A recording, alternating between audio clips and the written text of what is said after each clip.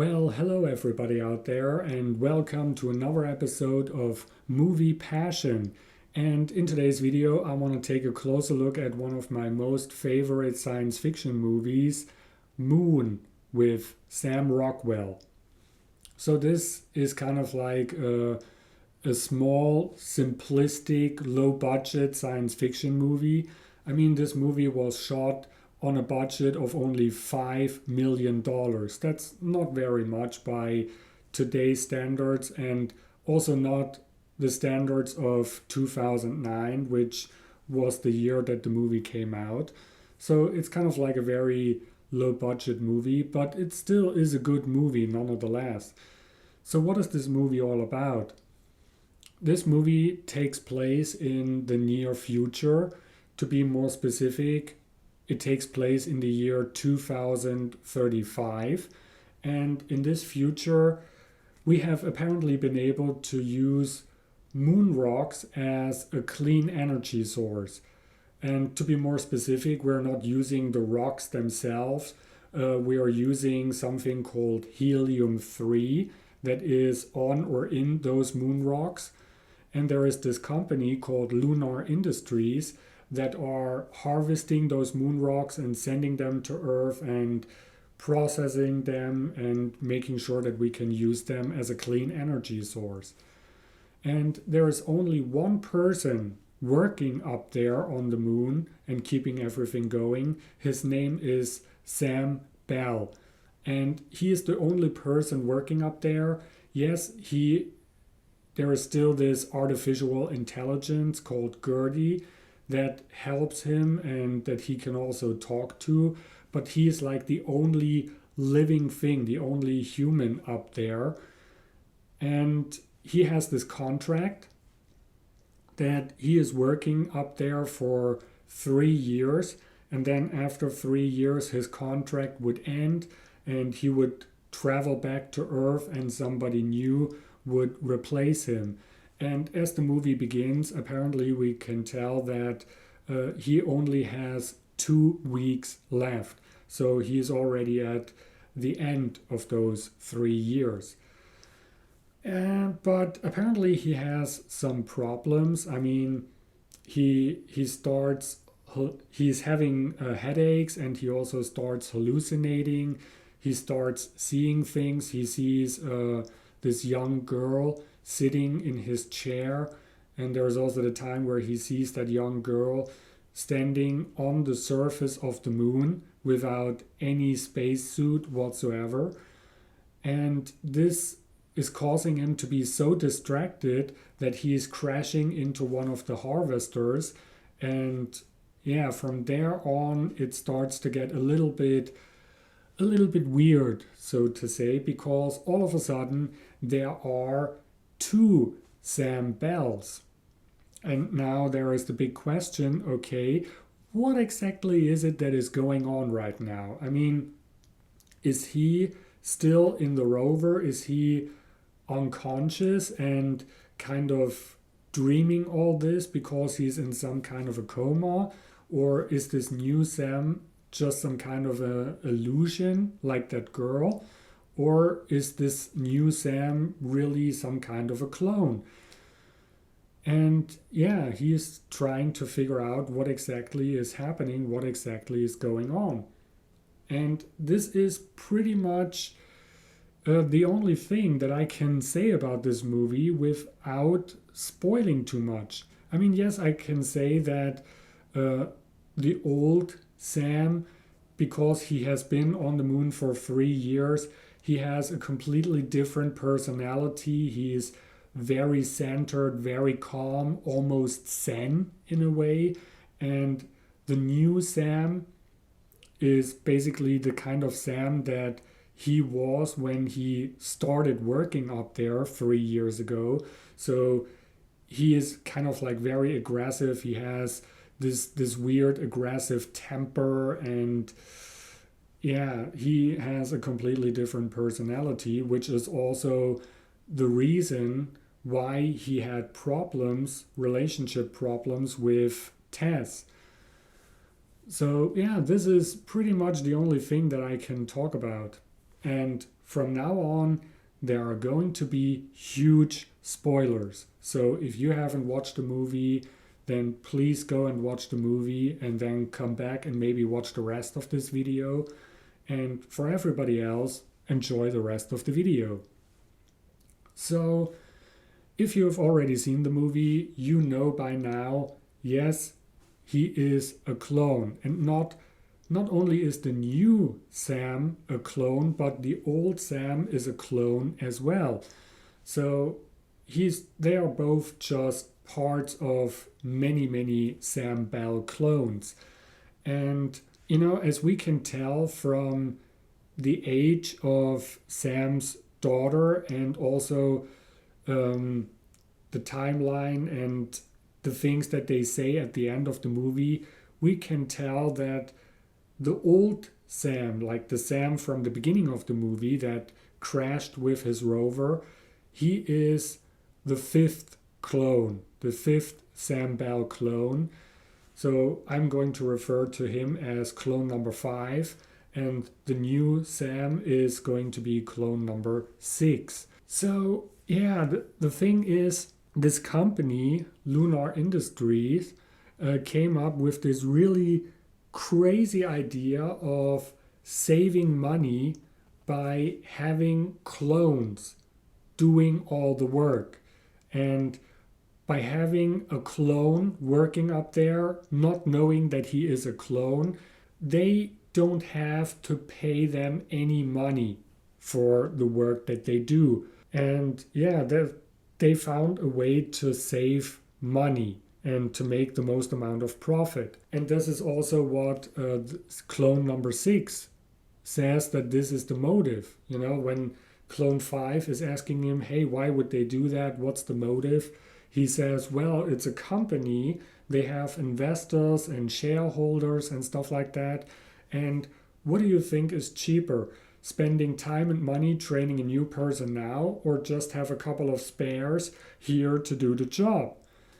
But, this is something where I think it makes no sense whatsoever, in my opinion, because look at all the stuff that they built. First of all, they built this entire moon base. I mean, this costs a lot of money. They built this artificial intelligence, Gertie, which was also probably really expensive. I mean, this thing is also moving around on the entire space station or on the entire moon base. So this was definitely very expensive. There is food supply, electricity, air supply, all those kinds of things. They have 2 space suits. And if you know anything about NASA or whatever, you know that spacesuits are already very expensive. Yes, it's just a suit, but they are very expensive. I mean, I don't really have the exact numbers because there are different numbers on the internet, but a good spacesuit, like for a spacewalk, would cost a couple of $1 million. Like, the numbers go from $22 million all the way up to 200 or maybe even $500 million for one spacesuit. And yeah, they have 2 spacesuits. They have, and I think spacesuits are also mainly that expensive because of this whole life supporting system on the back. And yeah, they also have 2 rovers apparently, and those are not small rovers like the ones that they had on the Apollo missions or something like this. I mean, those are like huge, almost tank-like rovers, and they also have a built-in life support system because we can see Sam driving around in one of those things without his helmet on. So there is also a life support system inside those rovers. So they must have cost a fortune.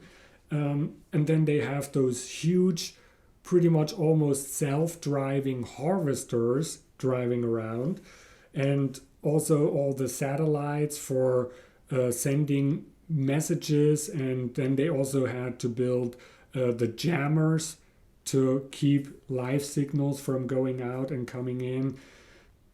And not only that, but look at the size of this ship, this rescue unit, Eliza. Look at how big this ship is.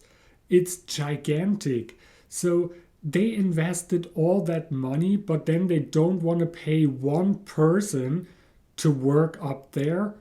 And not only that, I mean, the question is, are they selling the helium 3 to other companies so that they can make energy with it? Or are they creating the energy themselves and are selling the energy? So I don't really know. But if they would sell the energy, what would they need in order to get energy out of helium 3?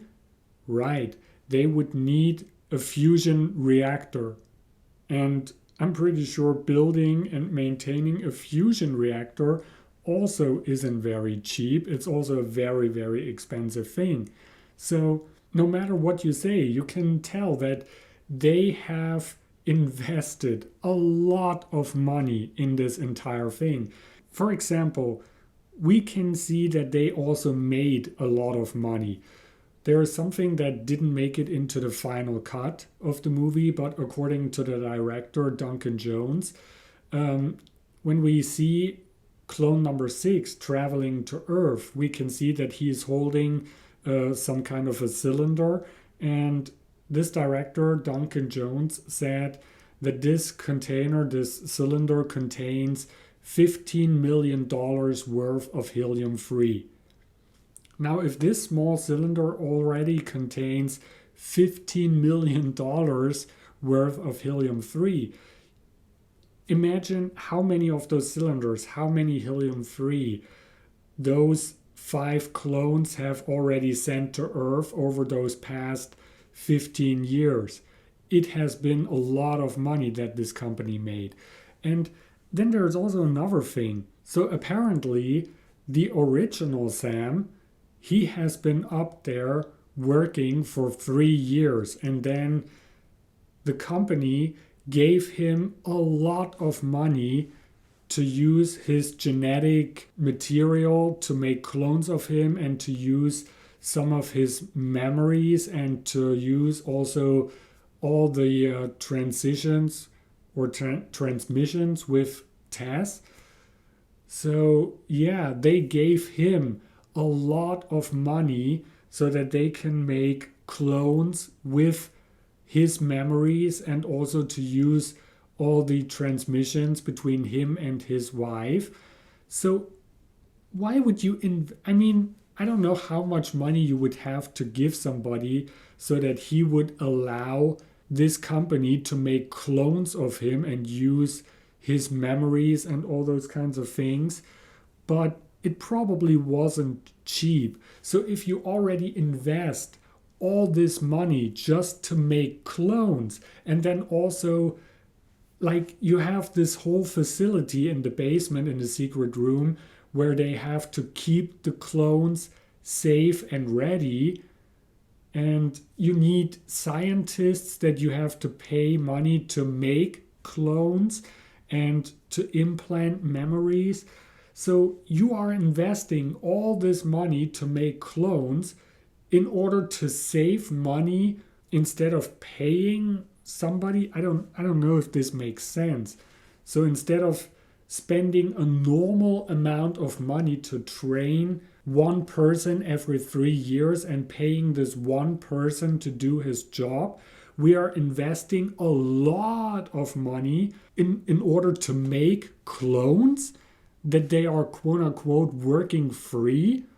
I mean, those clones aren't working for free if you have to invest a lot of money in order to make those clones, right? I don't know if this, at what point you would actually start to save money. I don't really know. But it sounds like something that wouldn't make sense. It's like the Matrix problem, when they say, okay, those machines are using humans as kind of as human batteries, but it's not working because the human body can't give out as much energy as those machines need to keep those humans in this condition and to use all this energy to create the matrix in the first place. So yeah, it kind of doesn't really make sense in my opinion, or it would take a long time before you actually start saving money because you already invested a lot of money. I don't know, it's kind of weird. Come on, we're talking about not a group of people working up there. We're talking about one guy that you would have to pay. Plus, we can see that Gertie is moving around, that Gertie can do a lot of things. He can take care of Sam. He is able to clean the whole place and remove all the traces of the previous clones. And he's even able to take clones from this underground basement, whatever, and put those clones into the infirmary to wake them up. I mean, if he can do all that, why not have Gertie do all the work in the first place? Yes, you would say, okay, he also has to be able to move around outside and take care of the harvesters and empty those harvesters and whatever. But I mean, if you already spent so much money in all this technology, why not build some kind of a robot and integrate this artificial intelligence in this robot? Or maybe have some kind of a humanoid robot that is being remote controlled from Earth. I mean, everything would be cheaper and more practical than having dozens or hundreds of clones that you have to wake up and activate and make sure that they don't realize that they are clones. It's kind of a weird thing, don't you think? And I don't know if I should believe that from the financial or practical standpoint that it would really make sense to use clones instead of a real person or maybe some kind of a humanoid robot, whether it's with an intelligence or remote controlled from Earth. I mean, if you can make clones and implant or memories in those clones, you can also build a humanoid robot, right? I mean, come on. So this is like the first thing. The second thing that I don't really understand, we can clearly see that clones apparently can only exist for 3 years. So their mental and especially physical condition keeps worsening very rapidly throughout the end of those 3 years. Now the question is, why are clones dying? We can see that yes, this company is killing the clones. Whenever they think that they are traveling back to Earth, they are actually being killed and kind of disintegrated or whatever. But we can see that their condition is worsening over the last couple of weeks at the end of those 3 years. So even if they wouldn't kill those clones, they still wouldn't survive the travel back to Earth. They would still die. Now the question is, why is that?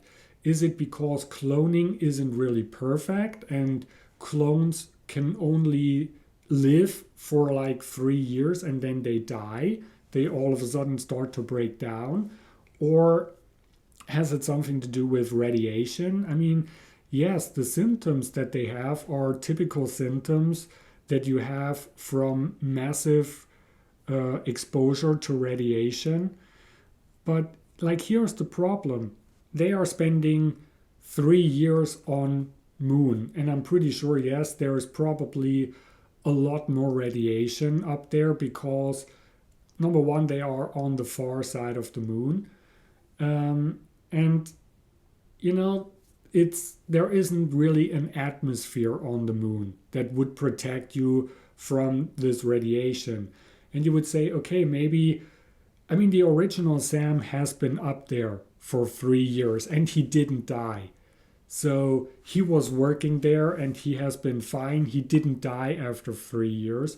So there must be something with the clones. So A, cloning isn't perfect and clones die after 3 years, or they are blasting the clones with massive amounts of radiation at the end of those 3 years.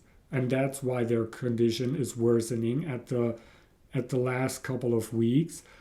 But when we look back at what Duncan Jones said, the director, he said that those $15 million worth of helium 3 that clone number 6 took to Earth would be enough for him to have a good life over his 3-year lifespan. So this makes it sound as if this clone has a fixed lifespan of 3 years. Even though he is not up on the moon, he has never been blasted with radiation. He is now on Earth, but he would still die after 3 years. So to me, that sounds like all the clones only have a lifespan of 3 years. And it has nothing to do with radiation whatsoever. Because the original Sam has been fine, and if they would only blast those clones after 3 years, why would the clone number 6 die after 3 years, even though he is on planet Earth and he has only been up there for a couple of days and never been blasted with radiation? So yeah, there's that. Then apparently there is like this little Easter egg. Sam Bell actually reappears in another movie called Mute, which is also a movie from the same director. And yeah, there is like this thing where we can see on television, there's this Spiegel TV report, and there's the original Sam on trial, and there are, I think, 26 or 28 of his clones behind him. So yeah, this is like a little Easter egg, and yeah, we can see that the original Sam is on trial for the things that he did, because he knew that this company would use his genetic material to create those clones and then having them work for free, and basically this is slavery. If the stuff that Duncan says is true, then we also know that the videos that Sam is watching are actually recordings from live streams between Sam and his wife, like the original Sam. And this is also the reason why in one of those videos there has been this hard cut. I mean, we can clearly see that there is something cut out. So I'm pretty sure that the part that they cut out of this video was the part where the original Sam was talking, and Tess would just sit there and listen and nod. And yeah, you can't have that in a pre-recorded video that is supposed to be pre-recorded, because then this clone or one of the clones would realize, okay, there is something up, there is something wrong. Also, another thing that I find confusing, when Sam is kind of hallucinating, he sees this girl standing outside or sitting in his chair, and apparently this girl is his now 15-year-old daughter. But how does he know what she looks like? He's never seen her before, at least not in that age. So how is that possible? Also, there are sometimes things on the computer where, like the live feed, I mean, we can see him, that it looks like the computer is filming him, but all of a sudden the picture cuts away to an earlier video log of him or one of the other Sams. So why is that happening? What kind of a weird glitch was that? Did one of the other Sams already do something so that something would glitch out and give the other Sam hints? So yeah, I don't really know, but what else would cause a glitch like that? Last but not least, there is one last thing that I really do have to complain about when it comes to this movie. And like with every TV show or movie that takes place in space, it's kind of like the elephant in the room, gravity. Yes, I mean, this is like a really huge problem in this movie because, yes, when he is walking around outside with the spacesuit, he is moving the way you would expect a person to move on the moon. You know, he's moving in the same fashion how the real astronauts did when they landed on the moon, and also after he put clone number 5 back into the rover, he is also making those small leaps, those small jumps, and also the gravel or whatever you call it, all those rocks that the harvesters are spitting out or whatever it is that they do, they are also falling down in the same fashion how you would expect them to do. So they are falling down a little bit slower than they would here on Earth. But as soon as he is inside something, either the rovers or inside the base, boom, all of a sudden the gravity goes back to normal. And it looks like the people that made this movie did everything they could to make you recognize this. I mean, it's so obvious and so in your face, kind of. I mean, for example, there are hanging wires and even fuzzy dice inside the cockpits of those rovers. And you can see that those things are dangling around the way they would here on Earth and not under moon gravity, where they would probably move a lot slower, I would assume. But also, when he's inside the base, he drops the Sam, like clone number 5, he drops him on the floor. He has this punching bag or whatever it is, and he's also using the jump ropes like a normal, like there is no problem. Yeah, look, I'm using jump ropes because there is normal gravity. What do you expect? And they are even playing ping pong. I mean, how many things can you do to show the audience, hey, look, for some reason there is normal gravity here. I don't know. I mean, yes, it makes the movie a lot cheaper and a lot easier to film if you have normal gravity for some reason, so you wouldn't have to move in a specific fashion and then maybe slow down the video, or you wouldn't have to use CGI or wires or whatever. But yeah, it raises so many questions. Why is there normal gravity inside the rovers? Why is there normal gravity inside the base? I mean, should we really believe that they somehow managed to create artificial gravity even inside a rover? I don't know. It's like the same problem that was also always bugging me when it comes to the Enterprise. To when I watch Star Trek, I mean, they are traveling around in this spaceship, and for some reason they have normal gravity.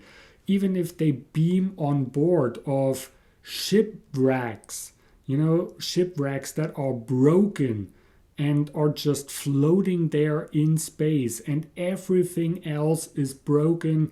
The computer is broken, everything is broken, but for some reason they have normal gravity. Where does this gravity come from?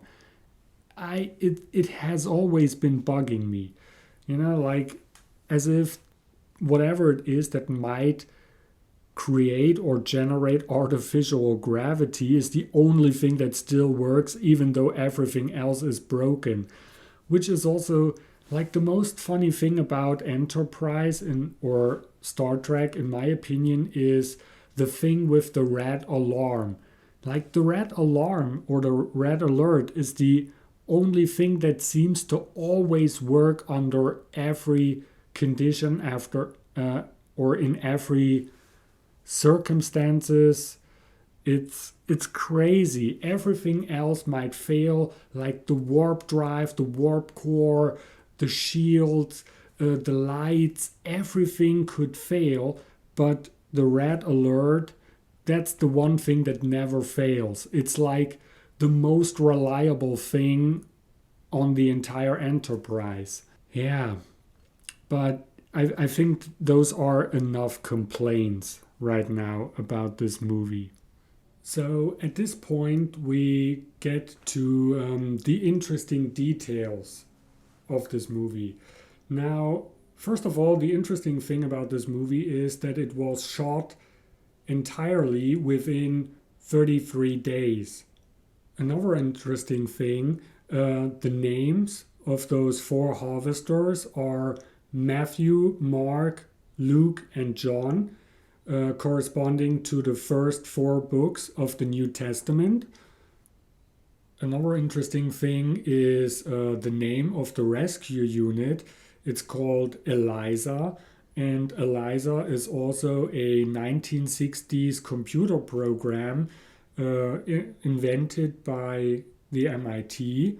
And this computer program is capable of mimicking chatting with a human operator in a manner of a therapist or a psychiatrist. So this also would kind of explain why Gertie talks the way he does and why he's sometimes giving those weird answers that sound as if a therapist is talking to Sam. Another interesting thing are the names of Sam's plants. We can see or hear that he is calling one of those plants Ridley. Another one is called Catherine. Then we can see there is another one that is called Stanley. So this probably refers to Ridley Scott, Catherine Bigelow, and Stanley Kubrick. So all big names in the science fiction genre, so to say. So this brings us to probably my favorite little hidden detail, the watches that those Sams wear. They look kind of unique, but those are watches that really do exist. Those are watches made by a company named Diesel. And the interesting thing is that there are different versions of this watch and they have those different versions. So, for example, clone number 5 is wearing the model number DZ7078, which is the positive display version, and clone number 6 seems to be wearing model number 7076, which is the negative display version. And this kind of also corresponds a little bit with their personality, because clone number 5, because he has been active and working for 3 years, he has kind of like this calm and positive personality. But clone number 6 is still he has a weird temper, he flies off the handle, and he has kind of like a negative personality. And yeah, this is a really nice hidden detail. So yeah, that's basically it. I hope you liked this video. I hope you watched the movie if you haven't seen it already. I know that I have been criticizing a lot of things, but at the same time, I mean, I really like this movie. It's a great movie, and I like the atmosphere and the whole feeling of isolation, kind of. So yeah, it's a really good movie.